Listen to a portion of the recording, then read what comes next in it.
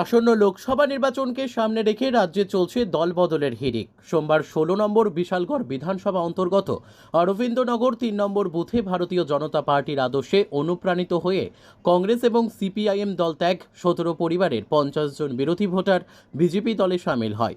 এই দিনের এই যোগদান সভায় উপস্থিত ছিলেন বিশালগড়ের বিধায়ক সুশান্ত দেব। নবাগত ভোটারদের হাতে ভারতীয় জনতা পার্টির পতাকা তুলে দিয়ে বিধায়ক বরণ করেন। যোগদান সভায় বিধায়ক সুশান্ত দেব বলেন, 2019 সালের লোকসভা নির্বাচনে সংখ্যালঘু অংশের ভোটাররা ভারতীয় জনতা পার্টির দলে যোগদান করেছিল, কিন্তু পরে বিরোধী কংগ্রেস এবং সিপিআইএম এর প্রলোভনে ফাঁদে পা দিয়ে বিরোধীদের ভোট প্রদান করেছেন। ভারতীয় জনতা পার্টি যে ভোট পাওয়ার কথা তা আশানুরূপ হয়নি সেই সময়। এখন তারা সকলেই বুঝতে পারছে একমাত্র ভারতীয় জনতা পার্টির সরকারি উন্নয়নের চাবিকাঠি, তাই তারা তাদের ভুল বুঝতে পেরে আবার ভারতীয় জনতা পার্টিতেই সামিল হয়েছেন।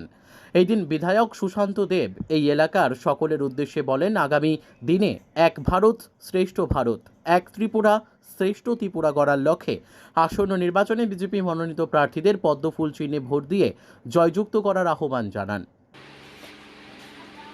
আমি প্রত্যেকের কাছে অনুরোধ করব, যারা আজকে ভারতীয় জনতা পার্টিতে যোগদান করবেন, আপনারা যেন সবাই আন্তরিকভাবে নিষ্ঠার সঙ্গে যোগদান করে ভারতীয় জনতা পার্টির জন্য যেন একটা সৈনিক হয়ে কাজ করতে পারেন, সেই মানসিকতা তৈরি করা প্রয়োজন।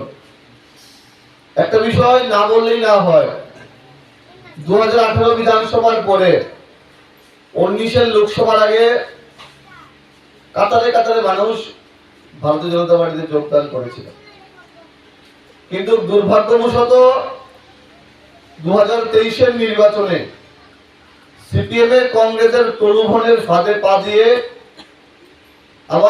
আবার আপনারা